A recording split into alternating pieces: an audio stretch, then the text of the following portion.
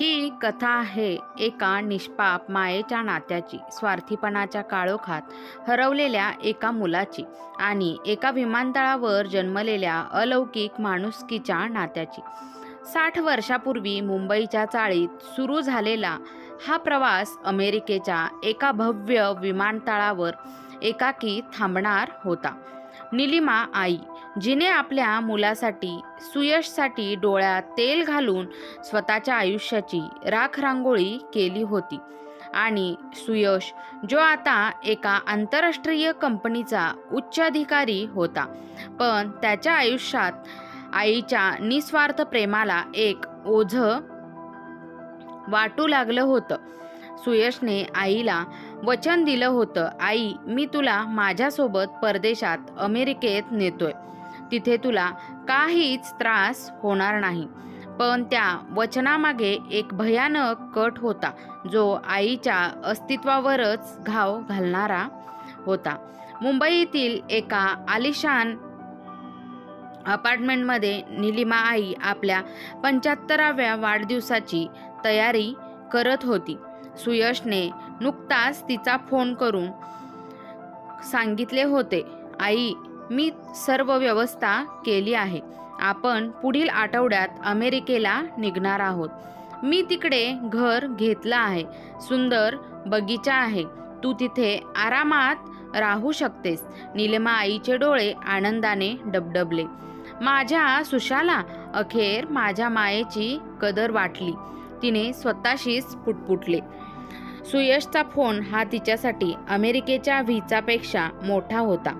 ती स्वतःच्या खोलीत गेली आणि तिने तिचा जुना जीर्ण झालेला स्वेटर काढला, जो सुयशने तिच्यासाठी कॉलेजच्या पहिल्या पगारातून विकत घेतला होता. तिने तो स्वेटर छातीशी धरला आणि अश्रूंनी भिजलेल्या डोळ्यांनी आकाशाकडे पाहिले. सुयश हा निलिमा आईचा एकुलता एक मुलगा. लहानपणी सुयशला ताप आला की रात्रभर जागून थंड पाण्याची पट्टी डोक्यावर ठेवणारी आई.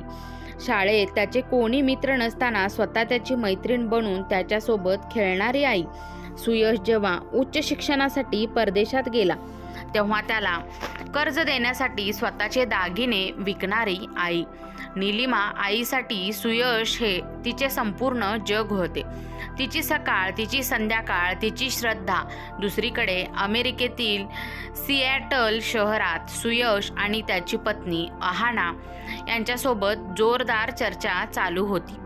सुयश, तू आईला इथे घेऊन येण्याची मूर्खपणाची योजना रद्द कर. माझ्या ऑफिसची मीटिंग्ज आहेत, घरात पार्ट्या असतील, मला म्हाताऱ्या माणसांची सेवा शुश्रूषा करायला वेळ नाहीये, अहाना रागाने म्हणाली. सुयशने तिचा हात पकडून तिला शांत करण्याचा प्रयत्न केला. शांत हो अहाना, मी तिला इथे परमनंटली आणत नाहीये. मी तिला फक्त इथे आणून विमानतळावर सोडणार आहे. तिकडे एक सामाजिक काळजी केंद्र आहे, जे ज्येष्ठांना सांभाळते. एकदा ती तिथे गेली की आपला विषय संपला. अहानाच्या डोळ्यात क्रूर हास्य चमकले. काय, तू तिला तिथे सोडणार आहेस? ती तर खूपच चांगली योजना आहे. पण तिला काय सांगणार? मी तिला सांगणार की आपण दोघे आता तिकडच्या एका कनेक्टिंग फ्लाईटने दुसऱ्या शहरात जाणार आहोत, जिथे आपलं नवीन घर आहे. पण त्याआधी तू इथे थांबून घे, मी परत येतो तुला घ्यायला. सुयशने मोठ्या आत्मविश्वासाने ही क्रूर योजना सांगितली. त्याच्या तोंडून हे शब्द ऐकताना त्याला स्वतःला किंचितही अपराधी वाटले नाही. त्याच्यासाठी आई म्हणजे आता फक्त एक जबाबदारी होती, जी त्याच्या हाय प्रोफाईल जीवनशैलीला अडथळा आणत होती. प्रवासाचा दिवस उजाडला. निलिमा आईने साडी नेसली. तिच्या चेहऱ्यावर अमेरिकेतील नवीन घराच्या, नवीन आयुष्याच्या कल्पना होत्या. सुयशने तिला प्रेमाने मिठी मारली आणि म्हणाला, आई, काळजी करू नकोस, आता तुझे सर्व दुःख संपले. विमान प्रवासात निलिमा आई सुयशला सतत तिच्या बालपणीच्या गोष्टी सांगत होती. सुयश मात्र लॅपटॉपवर काम करत असल्याचा दिखावा करत होता. तो आतून अस्वस्थ होता, पण हे फक्त त्याच्या क्रूर योजनेमुळे. विमान अमेरिकेच्या जॉन एफ केनेडी JFK आंतरराष्ट्रीय विमानतळावर न्यूयॉर्क येथे उतरले. विमानतळ मोठा, चकचकीत होता आणि माणसांच्या गर्दीने गजबजलेला होता. निलिमा आईला प्रचंड थकवा जाणवत होता. सुयश तिला एका शांत दूरच्या कोपऱ्यात घेऊन गेला, जिथे लगेजची तपासणी चालू होती. आई, सुयशने तिच्या हातात एक छोटी बॅग दिली. हे बघ, आपले सामान खूप आहे आणि आपलं कनेक्टिंग विमान लवकरच निघणार आहे. तू इथे थोडा वेळ थांब. मी आज जाऊन फक्त एकदा चेक इन करून येतो आणि लगेचच तुला घेण्यासाठी परत येतो. इथे आराम कर आणि कोणाशी बोलू नकोस. निलिमा आईने डोळे मोठे करून विचारले. पण सुषा, मी इथे एकटी कशी थांबणार? मला भीती वाटतेय. अगं आई, तू लहान नाहीयेस. बस फक्त 15 मिनिटे थांब, मी लगेचच आलो. असे म्हणून सुयशने तिला तिथे सोडले आणि एका वेगळ्या कर्मचारी आणि VIP मार्ग असलेल्या दिशेने चालू लागला. त्याने त्याच्या मोबाईलवर एक मेसेज टाईप केला आणि सेंड केला. काम झाले, मी अमेरिकेत सुरक्षित पोहोचलो. निलिमा आई तिथे एका जागी बसून राहिली. तिचे डोळे सुयशच्या परत येण्याच्या मार्गावर खिळले होते. 15 मिनिटे झाली, मग अर्धा तास झाला, 1 तास, आणि सुयश परत आलाच नाही. तिच्या चेहऱ्यावरचा आनंद आता एका अनामिक भीतीने बदलला होता. तिने हळूच बॅगेत पाहिले. बॅगेत फक्त एक जुनी गीता, तिचे औषध आणि भारताच्या परतीचा एकतर्फी वन वे विमान तिकीट होते. आईने डोळे मिटून घेतले. तिच्या डोळ्यातून केवळ आसवे नव्हते, तर विश्वासाच्या तुटलेल्या तुकड्यांचे पाणी वाहत होते. माझ्या सुशाने मला येथे एकटं सोडलं, हा विचार तिच्या मनात विजेसारखा कडकडला. तिच्या आयुष्यातील सर्वात मोठी सत्यता तिला त्या परक्या विमानतळाच्या शांत कोपऱ्यात अनुभवायला मिळाली. मुलाच्या भविष्यासाठी तिने दिलेले सर्वस्व आज तिला एका क्षणात परके करून गेले होते. सुयशला निघून आता 4 तास झाले होते. निलिमा आई त्याच्या जागेवर एका स्टीलच्या खुर्चीवर बसून होती. तिच्या मनातील आशा आता हताशेत बदलली होती. तिच्या भोवती हजारो प्रवासी येत होते आणि जात होते. प्रत्येकाची घाई होती, प्रत्येकाचे गतव्यवस्थान निश्चित होते. पण निलिमा आईचे गतव्यवस्थान आता अनिश्चित झाले होते. विमानतळावरील ती जागा तिला एका प्रचंड निर्दयी काळोखासारखी वाटू लागली. तिला वाटले की तिच्या मुलाने तिला फक्त शारीरिकरित्या नाही, तर तिच्या आत्म्यातूनच बाजूला केले आहे. तिच्या डोळ्यातील अश्रू आता आटले होते. त्याऐवजी एक थंड, रिकामी आणि भयानक जाणीव तिच्या मनात घर करून राहिली होती.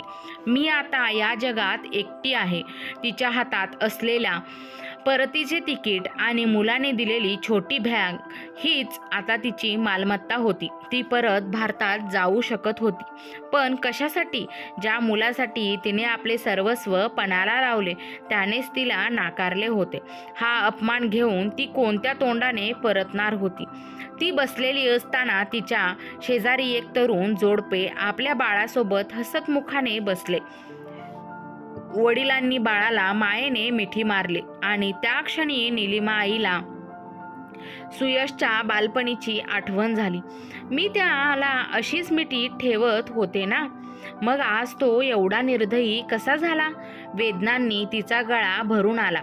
तिने बॅगेतून तिची गीता काढली आणि डोळे मिटून ती वाचू लागली. त्या शब्दामध्ये तिला थोडा आधार मिळत होता, पण मनाच्या खोलवर झालेल्या जखमा काही भरून येतच नव्हत्या. सायंकाळ झाली. विमानतळावरच्या दिव्यांचा झगमगाट वाढला. याच वेळी सफाई आणि प्रवासी मदत विभागात काम करणारा रेयान ओ कॉनर नावाचा एक उंच, सुमारे 50 वर्षाचा आयरिश वंशाचा माणूस आपली शिफ्ट संपवून जाण्याच्या तयारी करत होता. रेयानचे काम विमानतळाच्या सुरक्षा आणि स्वच्छतेचे होते, पण त्याचे खरे वैशिष्ट्य म्हणजे त्याची उत्स्फूर्त माणुसकी. तो कोपऱ्यातून जात असताना त्याने निलिमा आईला पाहिले. ती एकटी बसलेली होती.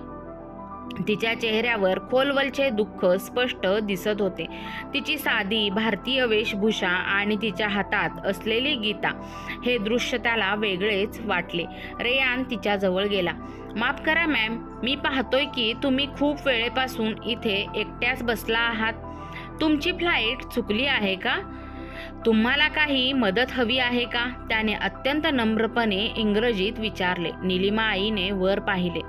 एका परक्या माणसाच्या डोळ्यात तिला इतकी दया आणि सहानुभूती दिसली जी तिला आजपर्यंत तिच्या मुलामध्ये दिसलीच नव्हती.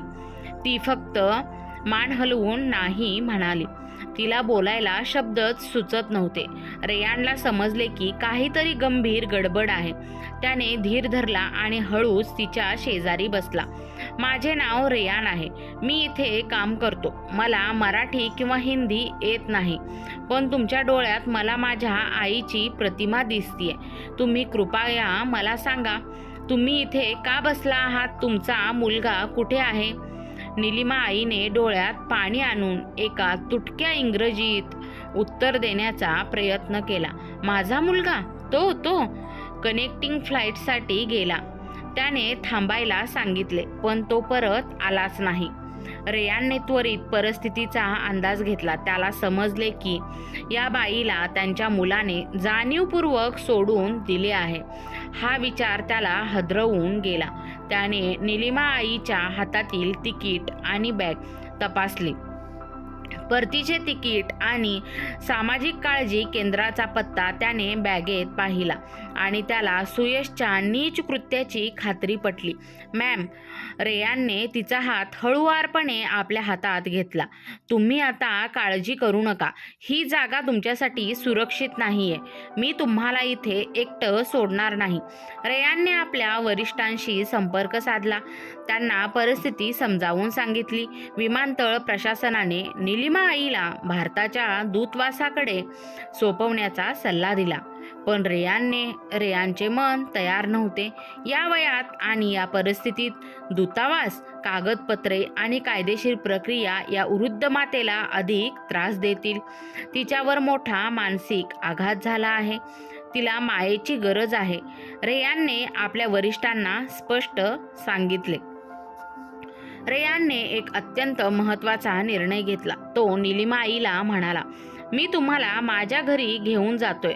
माझी पत्नी इसाबेल आणि माझी 2 मुले शॉन आणि लिंडा आहेत. त्यांना पाहून तुम्हाला चांगले वाटेल. उद्या सकाळी आपण कायदेशीर मार्ग बघू. निलिमा आईने त्याच्या डोळ्यात पाहिले. एवढा मोठा विश्वासघात सहन केल्यानंतर एका पूर्णपणे परक्या माणसावर विश्वास ठेवणे तिला भीतीदायक वाटत होते. पण रेयानच्या चेहऱ्यावरचा प्रामाणिकपणा तिला एक आधार देत होता. तिने होकार दिला.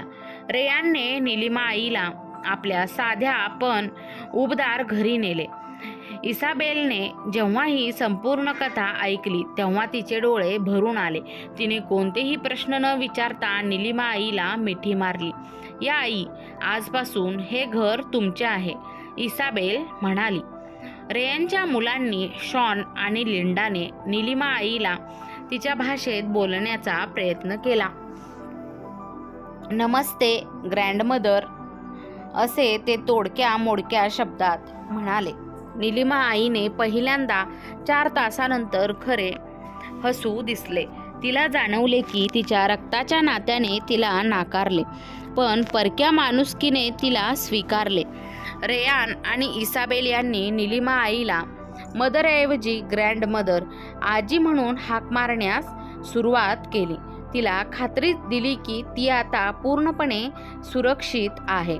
त्यांनी स्थानिक भारतीय स्वयंपाकघरातील वस्तू आणल्या आणि निलिमा आईच्या आवडीचे वरण भात बनवले.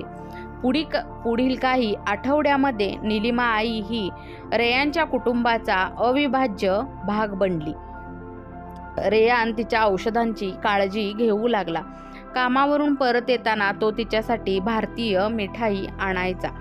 इसाबेलने निलिमा आईकडून भारतीय पाककृती शिकण्यास सुरुवात केली, विशेषतः पोळ्या आणि चटणी. शॉन आणि लिंडा यांनी तिच्याकडून मराठीतील गाणी आणि गोष्टी ऐकण्यास सुरुवात केली. निलिमा आईही त्यांना मायेने मुके द्यायची. निलिमा आईने हळूहळू आपले दुःख बाजूला ठेवायला सुरुवात केली. तिला जाणवले की नाती ही रक्ताने नव्हे तर आत्म्याच्या बंधनाने जुळतात. या परक्या कुटुंबाने तिला जे प्रेम दिले ते कोणत्याही संपत्तीपेक्षा मोठे नव्हे. दरम्यान रेयानने विमानतळ प्रशासनाच्या मदतीने निलिमा आईची कागदपत्रे तपासली आणि कायदेशीर सल्ला घेतला. तिला आता भारतात परत जायचे नव्हते आणि अमेरिकेत राहायला तिच्याकडे कोणताही आधार नव्हता. रेयानने एक कठोर निर्णय घेतला. त्याने निलिमा आईला त्याच्या कुटुंबातील सदस्य म्हणून अधिकृतपणे स्वीकारण्यासाठी कायदेशीर लढाई सुरू केली. त्याने निलिमा आईच्या मुलाच्या सुयशच्या विश्वासघाताची संपूर्ण माहिती जमा केली. त्याला वाटले की सुयशला त्याच्या कृत्याची जाणीव करून देणे आवश्यक आहे. निलिमा आईला रेयान म्हणाला, आई, तुझ्या मुलाने तुला जे दुःख दिले आहे ते तू विसरू नकोस. आता तू फक्त आनंदी राहा. तुझा धडा आता सुरू होणार आहे. तू त्याला अशी अद्दल घडवणार आहेस की तो आयुष्यभर विसरणार नाही. निलिमा आईने डोळे मिटून घेतले. तिच्या मनात एक शांत पण दृढनिश्चयी भावना निर्माण झाली. माझा सुशा बदलला नाही तर तो दुष्ट बनला आहे. आता मी त्याला आई म्हणून नाही तर एकटी लढणारी स्त्री म्हणून धडा शिकवेन. आणि या क्षणापासून एका प्रेमळ आईने आपल्या मुलाला जीवनभराची अद्दल घडवण्याच्या प्रवासाची सुरुवात केली. इकडे अमेरिकेत सिएटल शहरात सुयश आणि अहाना त्यांच्या आलिशान जीवनात रममाण झाले होते. आईला जॅक्सनविले येथील सामाजिक काळजी केंद्राच्या पत्त्याजवळ विमानतळावर सोडून दिल्याने तो निश्चिंत झाला होता. त्याने मनातून आईचा विषय कायमचाच संपवला होता. सुयशच्या नवीन नोकरीमध्ये त्याला प्रचंड यश मिळत होते. त्याने अमेरिकेत मोठे घर घेतले आणि अहानाच्या सोन्याच्या दागिन्यांची संख्याही वाढली. भौतिक सुखाच्या या शिखरावर पोहोचताना त्याने कधीही मागे वळून पाहिले नाही. त्याला वाटले, जबाबदारी बाजूला सारल्यामुळेच माझे जीवन अधिक सुंदर झाले आहे. पण नियतीला हे मान्य नव्हते. एका संध्याकाळी जेव्हा सुयश आपल्या गार्डनमध्ये वाईन पीत बसला होता तेव्हा त्याला एक अनोळखी ईमेल आला. तो ईमेल एका कायदेशीर संस्थेकडून लीगल एड सोसायटी होता. ईमेलचा विषय होता नोटीस, निलिमा वर्सेस सुयश. खटला दाखल करण्याचा हेतू, वृद्धांना त्यागाने आणि भावनिक छळ यांचा दावा. निलिमा विरुद्ध सुयश. सुयशच्या हातातून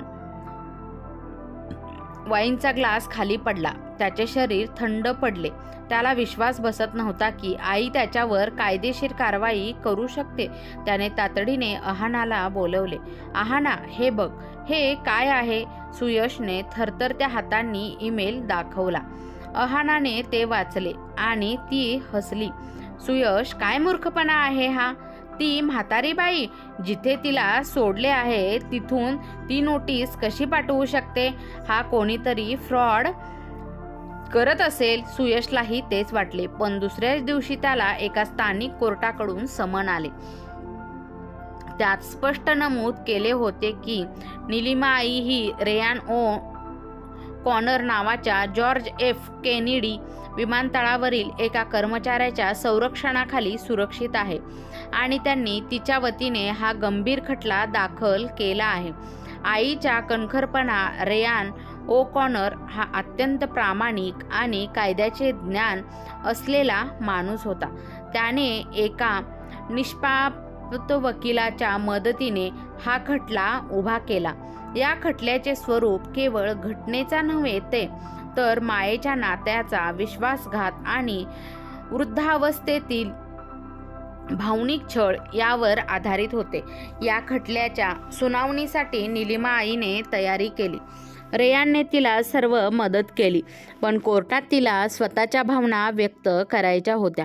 कोर्टात न्यायाधीश आणि ज्युरीसमोर निलिमा आई उभी राहिली.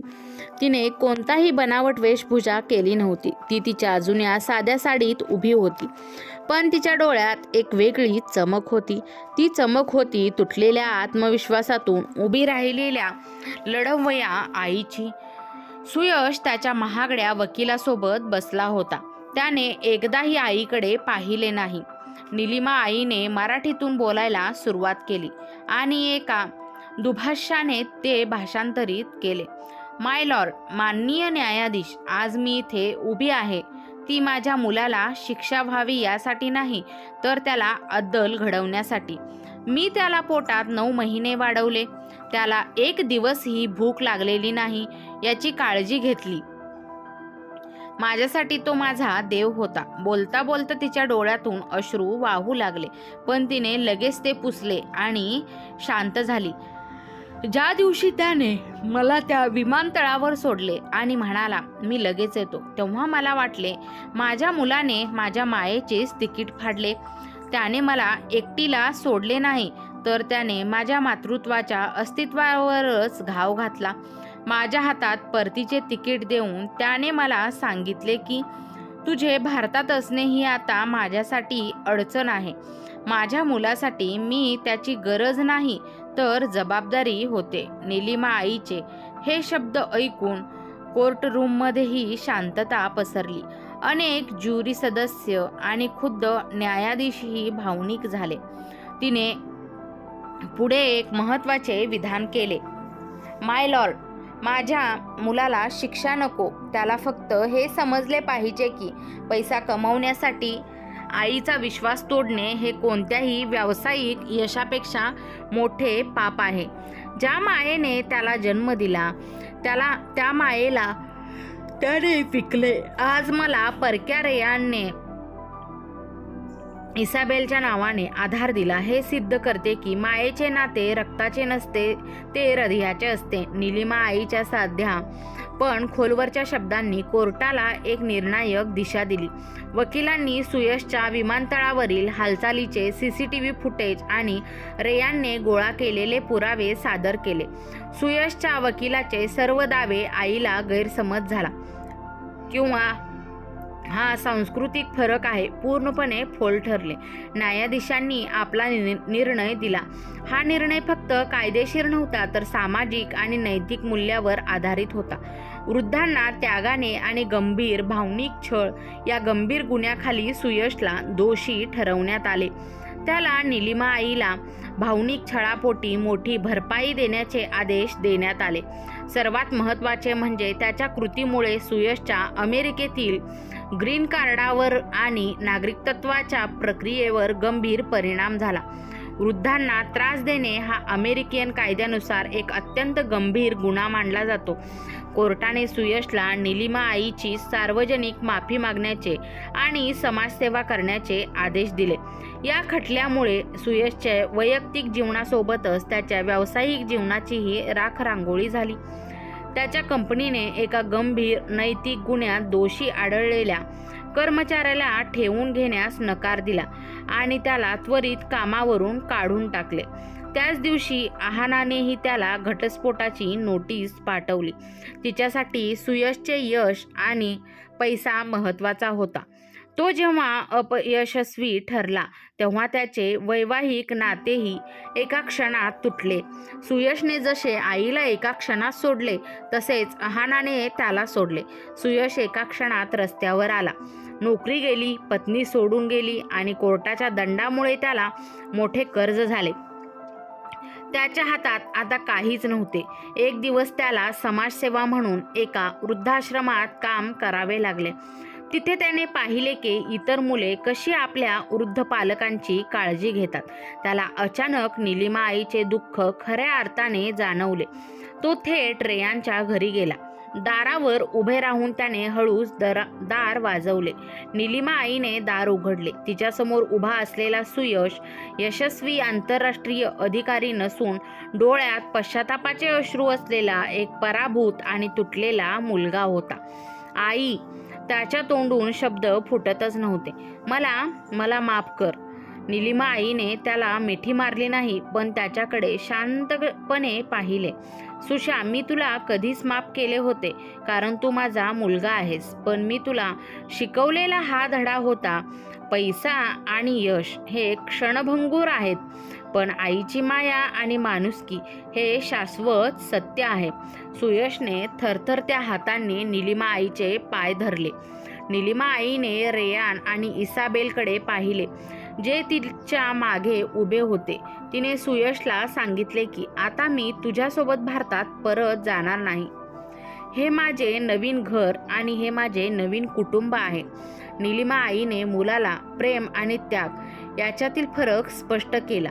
तिने त्याला सांगितले की त्याने जे कमावले होते ते सगळे त्याने गमावले, पण जर त्याने माणुसकी आणि आईच्या मायेचे मोल ओळखले असते तर तो कधीच हरला नसता. हा धडा सुयशला जन्मभरासाठी अद्दल ठरला. त्याने अमेरिका सोडली आणि भारतात परत येऊन साध्या जीवनशैलीत राहून वृद्धांसाठी काम करायला सुरुवात केली. तो आता श्रीमंत नव्हता, पण माणुसकी म्हणून श्रीमंत झाला होता. आणि निलिमा आई ती रेयान आणि इसाबेलच्या मायेच्या छायेखाली आनंदाने जगली. तिने सिद्ध केले की मायेचे खरे मूल्य रक्ताच्या नात्यात नाही, तर निस्वार्थ सेवाभाव आणि माणुसकीत दडलेले असते. सुयशला पैशाच्या श्रीमंतीपुढे आईने केलेले कष्ट, तिने केलेली तडजोड, तसेच तिने मन मारून जगलेलं हे सगळं तो विसरला आणि आईला त्या विमानतळावर सोडून आला. पण त्याला त्याच्या कर्माची शिक्षाही लगेचच मिळाली. म्हणूनच जोपर्यंत आई वडील आहेत तोपर्यंत त्यांना जपा. त्यांनी आपल्यासाठी रक्ताची पाणी केलेले असते, त्यामुळे त्यांच्यावर अत्याचार केले तरी त्याचे एक ना एक दिवस आपल्याला भोगावे लागतात. कर्माचे फळ हे इथेच फेडावे लागते. सुयशला त्याच्या कर्माचे फळ मिळाले. आईने घेतलेला निर्णय योग्य ठरला. मित्र आणि मैत्रिणींनो, तुम्हाला आजची कथा आवडली असल्यास चॅनलला लाईक, शेअर, सबस्क्राईब नक्की करा. कथा पूर्ण ऐकल्याबद्दल, वाचल्याबद्दल तुम्हा सर्वांचे मनपूर्वक धन्यवाद. जो कोणी चॅनलवर नवीन आला असेल तर आत्ताच अशाच हृदयस्पर्शी कथा दररोज पाहण्यासाठी चॅनलला नक्की सबस्क्राईब करा.